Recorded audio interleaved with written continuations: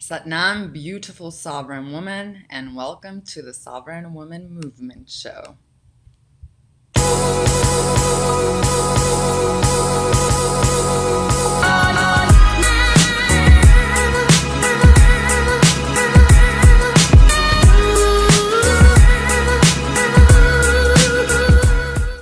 Satnam, beautiful sovereign woman. Welcome to the Sovereign Woman Movement Show, where it is our mission to awaken the women of the world spiritually by empowering them with the holistic tools that they need to heal body, mind, and spirit so we can bring in an enlightened society.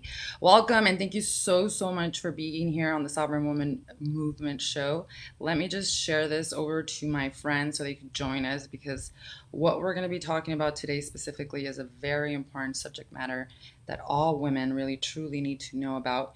And what I'm referring to is the number one misconception as it relates to healing mental distress, emotional trauma holistically, naturally, and why the current approach of healing does not actually work.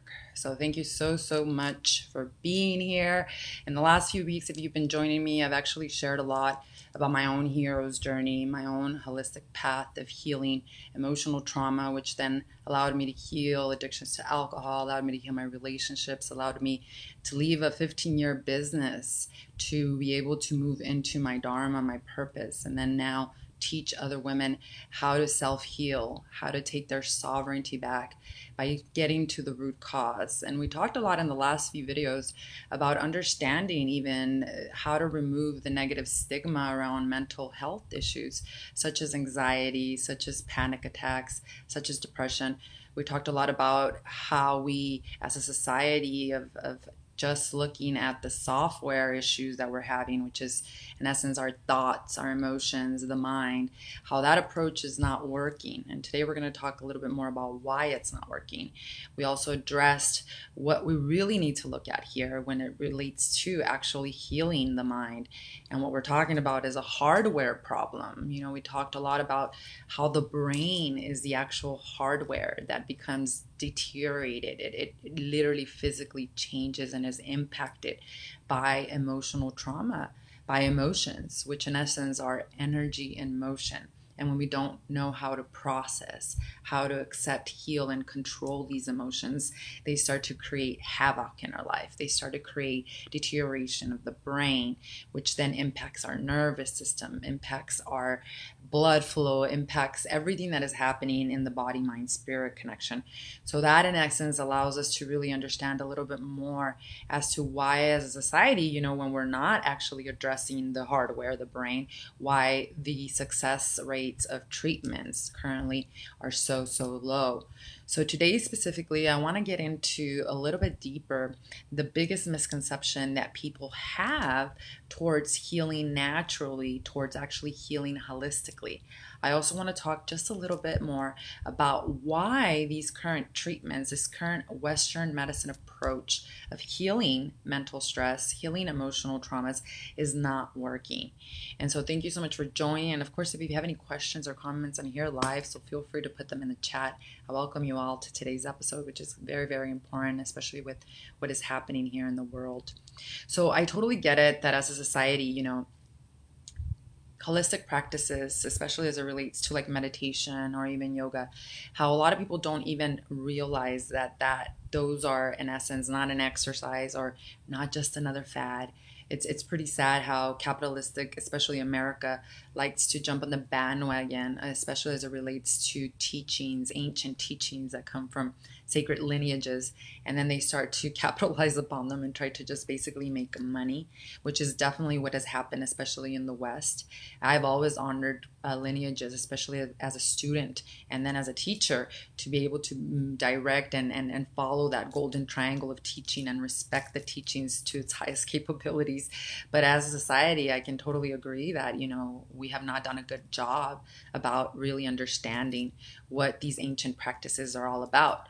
The second thing that really prevents a lot of people from integrating practices such as yoga, meditation, is that they're religious doctrines. You know, we are very indoctrinated in religion, which was created by a patriarchy a very long time, truly, as a mechanism to control and to make us believe that we cannot self-realize and that we're dangerous if we go inside of our mind.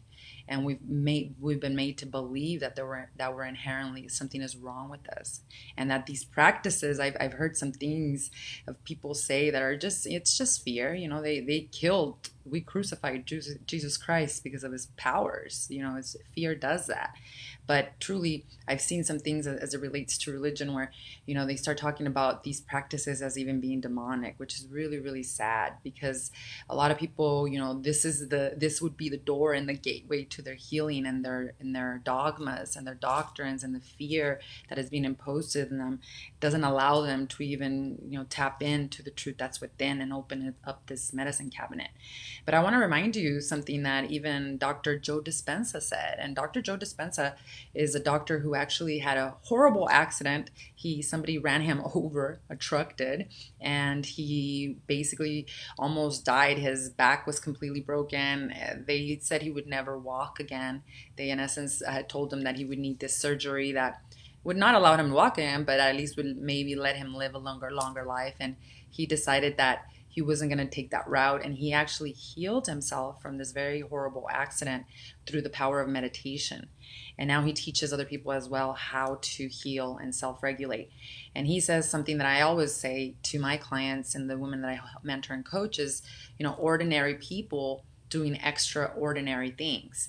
Because the truth is that self-healing and these spontaneous healings, it's not just for those that are, masters of meditation, or those that perhaps have these special powers.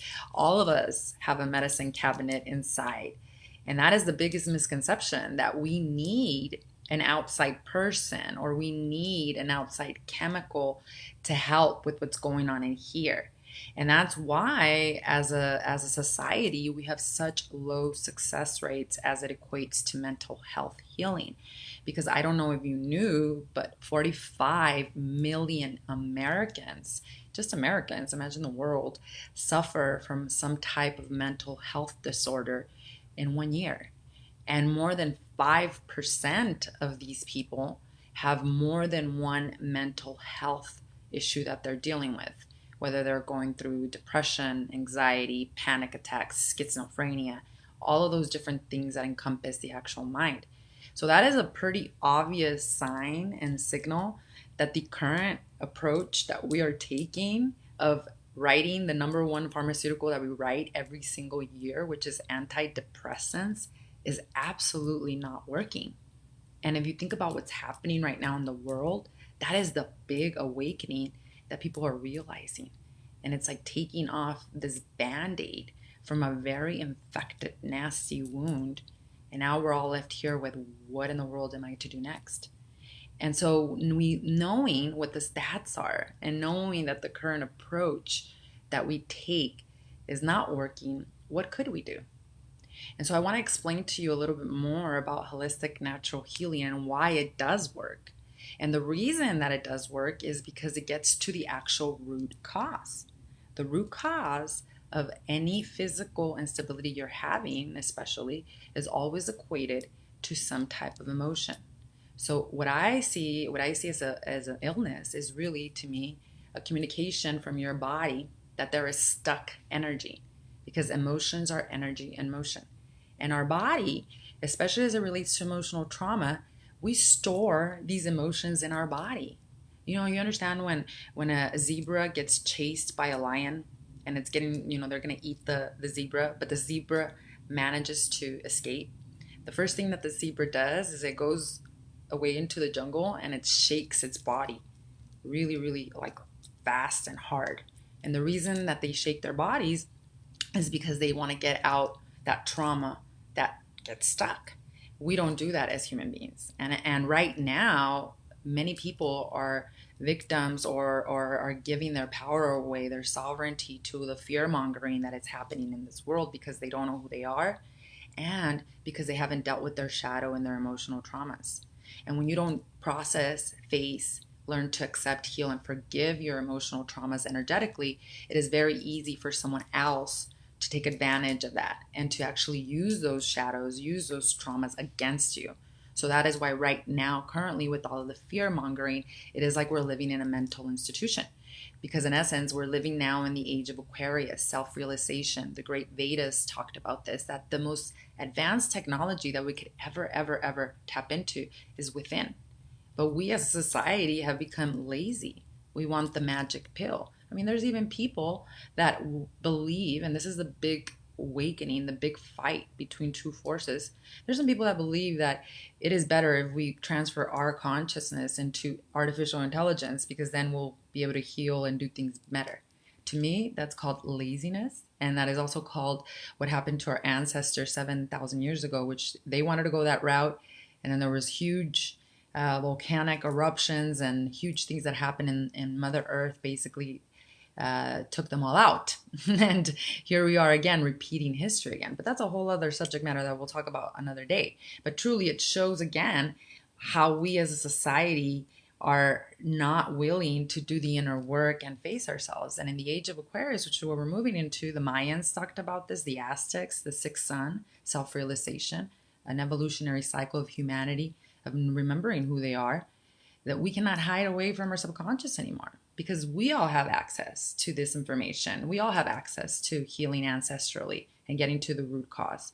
You know, thousands of years ago, the lineage that I teach from and that I practice, Kundalini, it was only taught to royalty. Only royalty was allowed to self-realize and crown themselves. And it wasn't until the late 60s and 70s that this technology was brought over to us in the West because Yogi Bhajan knew what was going to happen out here. So we have the information, but it's not enough if you're not integrating it in your life. If you're not, it's like reading a book. You could read the book, but if you don't integrate what the book told you to do, nothing's going to change. So as a society, we want the magic pill, we want the fast fix, and there is no magic pill or fast fix. However, you have an incredible power within you that even science proves. You know, if emotional trauma causes the brain to deteriorate, we also know about the science of neuroplasticity. What is neuroplasticity? That is the ability for the brain to regrow itself and to repair itself. And how does it do that? There's no pills, but there is the power of holistic work.